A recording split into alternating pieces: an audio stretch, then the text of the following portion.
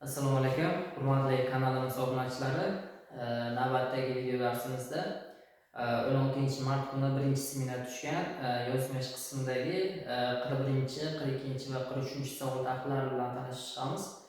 Xo'p, demak 41 savol tahlil bilan tanishishdan oldin bitta narsani aytmoqchiman. Demak, 41 savol juda muhokamaga sabab bo'layotgan savollardan bittasi hisoblanadi, chunki imtihonda ma'luzim kirib chiqqanim yo'q, chunki kirib chiqqan o'quvchilar turli xil fikr bildiryapti. Ya'ni yurak parovi bo'yicha kasal tushyapti. 41-savolda shu yurak parovi bo'yicha kasal kimdir sog'lom yigit desa, kimdir kasal deyapti. Shuning uchun buni javobidan kelib chiqqan holatda demak yechim qilishga qaror qildim. Demak, savolni o'zim o'qiydigan bo'lsam, xo'p, demak 41-savol.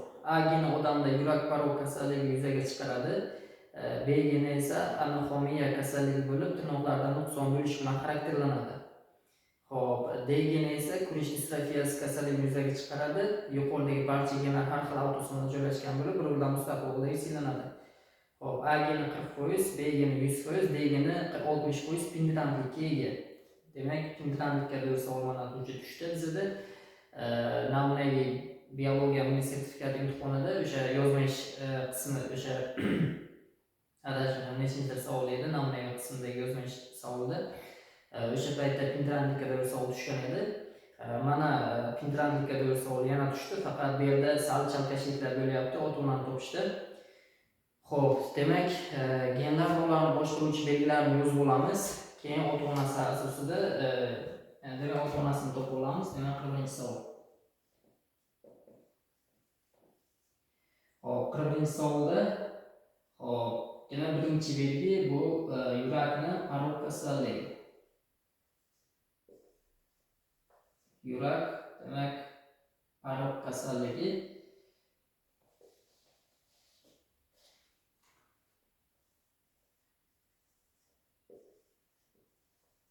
Yurak parovi kasalligi, demak yurak parovi kasalligi demak dominant A genlarga bog'liq ekan. Parovi kasalligi dominant A bo'ladi, sog' bo'lganda parovi bo'yicha resessiv A. O'zi yurak parovi kasalligi bu irsiy va ortilgan bo'ladi. Bu yurak o'sha tabaqali klapanlar va o'sha bo'lmashlar o'rtasidagi tabaqali klapan, qo'rinchilar o'rtasidagi tabaqali klapanlarning yetishmovchiligi yoki aortal klapan yetishmovchiligi tufayli kelib chiqadigan kasallik. Bu kasallikning asosiy belgilaridan biri bu barmoqlar demak shaklining o'zgarishi, ya'ni baraban tayoqchalari shakliga kirib qoladi. Bu kasallikning asosiy belgilaridan biri. Shuning uchun bu o'sha savolda ko'pchilik abituriyentlar chalkashyapti. Chunki bu kasallikning paydo bo'lishi barmoqlar shaklining o'zgarishiga sabab bo'ladi. Agar genlar gomozigot dominant holatda bo'lsa. Agar genlar heterozigot holatda bo'lsa, ya'ni o'sha resessiv gen tashuvchi gen bo'lsa, agar bunday holatda barmoqlar sog'lom bo'lishi mumkin, albatta. Bundan kelib chiqqan holatda biz ota-onani topishimiz mumkin. Ya'ni bu gen faqat yurak parovi kasalligi emas, balki demak o'sha barmoqlar shaklining ham o'zgarishiga sabab bo'ladi. Xo'p. Demak, bizda pendantlikni beryapti. Xo'p, pendantlikni keyin yozib olamiz. Demak, ikkinchi belgisi bizda xo'p, demak anoxomiya kasalligi.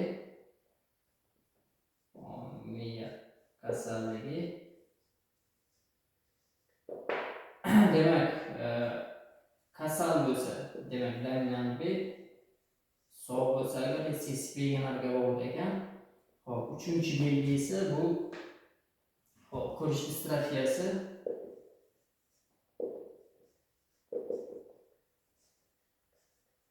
Ko'rish distrofiyasi, demak bunda kasal bo'ladi.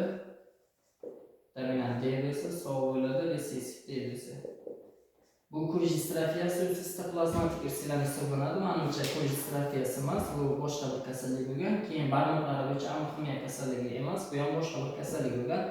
Endi aytganimdek, o'zim imtihonda kirganim yo'q, shuning uchun kanalda tarqalayotgan savollardan kelib chiqqan holatda savolni tahlilashga harakat qildim va qaysi kasallik bo'lishidan qat'iy nazar, demak irsilanishni bilsak, genini bemalol savolni ishlay olamiz, lekin kasallik bular emas. Chunki bu yerda hop tirnoq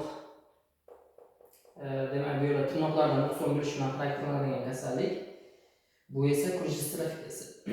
Demak, tirnoqlardan nuqson bo'ladigan kasallik bunaqa kasallik yo'q. Shuning uchun bir boshqa kasallik bo'lishi mumkin bu. Bu ham kurush distrofiyasi emas, boshqa kasallik bo'lishi mumkin. Lekin bizda sog' va kasal genlar bo'lgani uchun buni bemalol ishlay olamiz. Xo'p, demak bizda pentrantni yozib olamiz. Xo'p, A geni pentrantligi demak bizda 40% ga teng. Xo'p, dominant A genlarining pentrantligi bu, dominant B genlarining pentrantligi demak 100% ga teng. Xo'p, dominant D genlarining pentrantligi 60% ga teng. Pentrantlarni yozib oldik. Xo'p, ana endi ota-onani topamiz. Xo'p, nima deyapti? Otasi yurak parogi tirnoqlardan nuqson va kurush distrofiyasi bo'lib deyapti. Onasining avlodlarida bu belgi kuzatilmagan, ammo o'zida bu belgilar bo'lgan qiz va yurak parogi barmoqlarida o'zgarish bo'lmagan, tirnoqlarda nuqson bo'lgan, ko'z distrofiyasi bo'lgan, onasi tirnoqlari normal, ko'z distrofiyasi kuzatilmagan yigit oila qurdi deyilyapti savolda. Xo'p, buni ota-onasidan kelib chiqqan holatda farzandini topamiz. Demak, buni otasi haqida birinchi gapirilyapti bizda. Demak, otasi yurak parogi bo'yicha kasal. Parogi bo'yicha kasal bo'lsa dominant A, tirnoqlarda nuqsonlari bo'lgan, dominant B va kurush distrofiyasi deyilyapti. Demak, dominant D. Xo'p, onasining avlodlarida bu belgilar kuzatilmagan. Onasining avlodlarida bu belgilar bo'lmasa agar, bu belgilar bo'yicha onasi sog'lom bo'ladi. Agar bu belgilardan birontasi kuzatilganda edi, biz sog'lom deb yozmasdik. Demak, shunday ko'rinishda bo'lgan. Xo'p, bundan chiqqan F1 qiz avlod bu belgilar bo'lgan qiz deyapti. Demak, qizda demak kasallik belgilari bor. Kasallik belgilari bo'lsa agar buni resessiv qilsa, uchalasini genlarni natijada sog'lom farzand tug'iladi. Demak, bizda tug'ilgan farzandlarda demak kasallik bor. Tug'ilgan farzandda kasallik bo'lganligi sababli mana bu yerda gomozigota bo'lgan bo'lishi mumkin. Demak, gomozigota bo'lgan deymiz. Natijada bundan 3 ta gameta bundan ajralish bermaydi. Bundan ajralish bermaydi. Natijada hop. Demak, mana bu qiz farzand tug'iladi. Xo'p, ana endi bizda keyingi masalamiz shartida hop, yigit haqida gapirilyapti. Demak, qizni topdik, ana endi yigitni yozamiz genotipini. Hop, yurak parogi barmoqlarda o'zgarish bo'lmagan. Demak, e'tibor beradigan bo'lsak, parog bo'yicha kasal, lekin barmoqlarda o'zgarish bo'lmagan deyapti. Hop, aytganimda bu yerda hop, javobdan kelib chiqqan holatda savol taxladim buni, chunki bizda oxirgi C javobda yurak parogi bo'yicha gomozigot kasal deyilyapti. Ya'ni yurak parogi bo'yicha gomozigot kasal katta A bo'ladi. Lekin bizda katta agar mana buni parog bo'yicha sog'lom desam, ya'ni kichkina A desam, bu ikkalasi nikohdan gomozigot kasal tug'ilmaydi. Natijada demak C javobda 0 bo'ladi. Bilim baholash agentligi bunchalik savolni osonlashtirib bermaydi. 0 chiqishi mumkin emas javoblarda. Chunki savol juda ham oson bo'lib qoladi. Natijada demak, bilim baholash agentligi bunchalik savolni o'sha osonlashtirib bermaydi. Chunki har safar 64 talik avlod chiqaradi va savolni qiyinlashtirib bergan yozma savollarda. Shu uchun ham bundan kelib chiqqan holatda hop, parog bo'yicha kasal deyilyapti bizda. Parog bo'yicha kasal va tirnoqlar sog'lom deyapti. Demak, bu yerda sog'lomligini bor. Ya'ni bu heterozigod bo'lgan dedim men. Bu mening shaxsiy fikrim. Chunki yana bilmayman, chunki men imtihon kirganim yo'q. Xo'p, demak, agarda bu yerda kim resessiv qilib ishlagan bo'lsa, demak, mana bu genlarni resessiv qilib ishlagan bo'lsa, demak, natijada bundan 8 ta, mana bundan 4 ta gameta chiqadi, bunda 32 ta avlod chiqadi. Agar buni resessiv qilgan bo'lsa, resessiv gomozigot qilgan bo'lsa, 32 ta avlod chiqadi. Bunday holatda meni fikrimcha savol xato ishlangan bo'ladi, chunki 32 ta avlod chiqishi mumkin emas. Aytganimdek 64 talik avlod chiqadi bunda. Xo'p, 32 talik avlod chiqqan taqdirda ham Xo'p, kanallarda tarqalayotgan o'sha ko'p kuzatamiz kanallardagi yechimlarni 2,25% chiqargan B'sida. Xo'p, B shartida bizada yurak paroki va kurish distrofiya bilan kasallangan farzand deyilibdi. Demak, parok bo'yicha va distrofiya bo'yicha kasal. Anomaxiya bo'yicha demak bizada aytmayapti bu kasal yoki sog'lom ekanligini. Shuning uchun ham bu B genlari bo'yicha hammasini olishimiz kerak. B genlari hammasini olishimiz kerak. B genlari bo'yicha 4 ta bo'ladi. Individ chiqadi. Mana shu 4 talasini hammasini olishimiz kerak. 32 ta avlod chiqargan paytimizda B javobda 9% bo'ladi javobi. Buni Telegram kanalimda batafsil yo'ritib qanday ishlanishini men o'sha imtihon paytida o'zida tashlagan edim. Faqat kanalimizga obunachilar tomonidan video yechim qilishini so'rashgan. Shuning uchun buni keyingi imtihonlarda balki savollar qayta takrorlanishi mumkin deb video yechim qilyapman. Ko'ring, albatta foydasi tegadi. Xo'p, demak tushunarli bo'ldi. D javobdan kelib chiqqan holatda demak gomozgot mana buni katta ushlashib qolsa agar demak parok bo'yicha gomozgot kasal chiqadi. Lekin kichkina aqsam parok bo'yicha gomozgot kasal chiqmaydi. Shuning uchun ham shundan kelib chiqqan holatda buni demak heterozigot qildim. Xo'p, va yana bizda aytilyapti, barmoqlarda o'zgarish bo'lmagan deyapti. Tirnoqlarda nuqson bo'lgan. Tirnoqlarda nuqson demak katta D bo'ladi. Xo'p, ko'z distrofiyasi bo'lgan deyilibdi, demak katta D. Xo'p, ana endi e'tibor beradigan bo'lsak, xo'p, demak bizada onasining tirnoqlari, mana yigit onasi haqida gapirilyapti. Onasi tirnoqlari normal, ko'rish distrofiyasi kuzatilmagan deyapti. Demak, onasi sog'lom, kichkina D va ko'z distrofiyasi kuzatilmagan kichkina D bo'ladi. Kichkina D holat bo'lsa agar onasida. Demak, farzandiga ham o'tadi bu genlar, shuning uchun bu yerda kichkina B, kichkina D bo'ladi. Xo'p, demak bu yigit, bu qiz. Demak, ana endi buni ota-onani qaytib yozib olamiz. Demak, yigit genotipi. Demak, trigonozigot bo'lgan. Qizni genotipi trigonozigot bo'lgan, yigit genotipi ham trigonozigot bo'lgan. Aytganimdek, bu yigit 8 ta, yana 60 bundan 8 ta, bundan 8 ta gameta chiqadi. Natijada ikkalasidan 64 ta avlod chiqadi. 64 ta avlod chiqadi. Demak, aytganimdek, bu demak resessiv bo'lmasligimiz kerak. Chunki agarda savol shartida, ya'ni o'sha C shartida agarda parok bo'yicha gomozgot kasal degan bo'lsa agar, aytganimdek kichkina A holatida katta A bilan uchrashsa agar gomozgot kasal chiqmaydi. Shuning uchun buni demak heterozigota qilishimiz kerak. Xo'p, bu tushunarli bo'ldi. Demak, 64 ta avlod chiqadi. Demak, bu yigitning genotipi. Xo'p, bu aytganimdek muhokamaga bo'layotgan savol bu. Agarda siz 32 ta individ chiqargan bo'lsangiz, balkim to'g'ri deb bo'lishi ham mumkin. Buni men aniq bilmayman, chunki imtihonda men qatnashmaganman, savolni 100% shartini bilmayman. Agar obunachilar savol shartini to'liq 100% bilsangiz, Telegram kanalimga profilimga yozib savolni menga tashlang, bu savolni qaytib ko'rib chiqamiz. Men o'zim C shartidan kelib chiqqan holatda buni taxladim savolni, chunki C shartida gomozgotali kasal desa agar bu 0 chiqishi mumkin emas. Aytganimdek, bilim baholash agentligi savolni bunchalik darajada osonlashtirib bermaydi. Shu narsaga ahamiyat berishimiz kerak.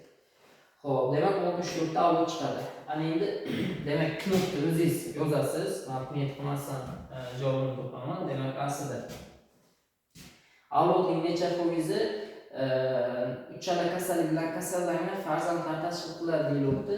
Demak, uchala kasallik bilan kasallangan bo'lishi kerak. Demak, katta A bo'yicha kasal, katta B bo'yicha kasal, katta D bo'yicha kasal bo'lishi kerak. Uchala kasallik bilan kasallangan bo'lishi kerak. Ana endi demak buni qiltanlikdan foydalanib topamiz. Demak, katta A'ning qiltanligi bizda 40%, 0.4, katta B 1, katta D da qiltanlik 0.6 bo'ladi. Demak, jami bu 0.24 bo'ladi. Ya'ni 24% bo'ladi qiltanlik bo'yicha. Qiltanlik yaxshi tushunarli bo'lmasa agar, o'sha YouTube'da video darsim bor, bemalol ko'rib qiltanlik nimaligini yaxshiroq tushunib olsangiz bo'ladi. Bunga doir men yana bitta o'sha o'tgan 2024-viloyat bosqichida yozma ish qismida tushgan sichqonlarga doir kalamushlarni yoki sichqonlarga doir o'sha tinchlikka doir savollarni men tahlil qilib berganman. O'sha YouTube'da video darsi bor, video yechim bor. Shuni ko'rib ham yaxshi bo'lib tushunib olsangiz bo'ladi.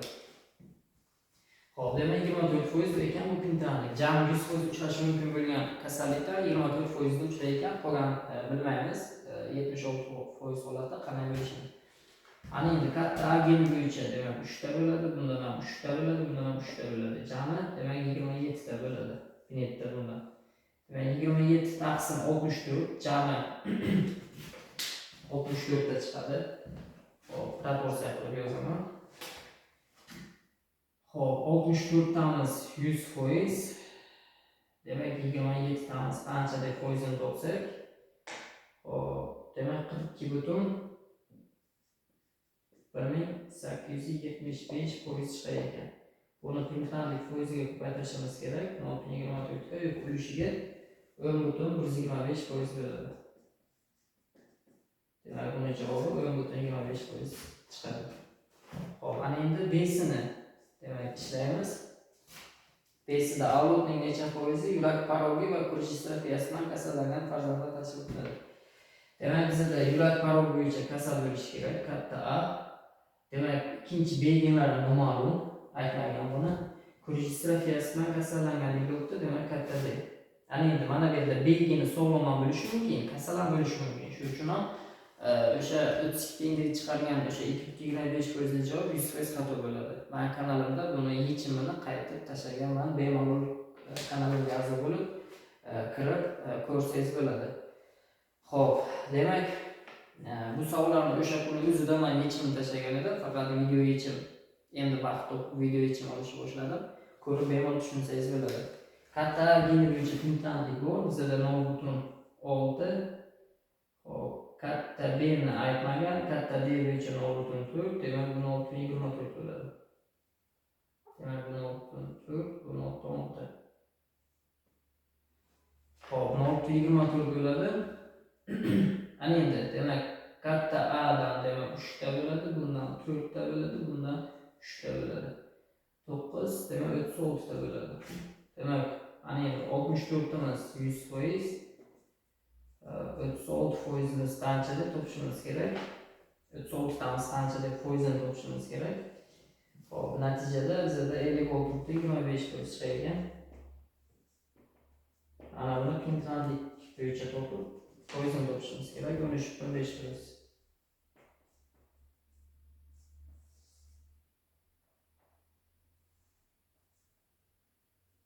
Hop, 13,5% chiqadi B'sini javobi. Ana endi C'sini javobi. C'sida bizda aytganimizda avlodning necha foiz yurak parogi bo'yicha kasal gomozigotali deyilyapti.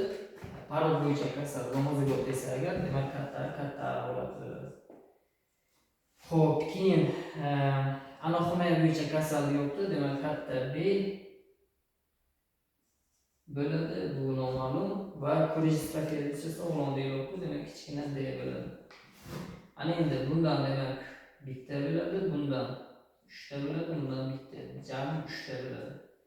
Ana endi demak 64 imiz 100% deymiz.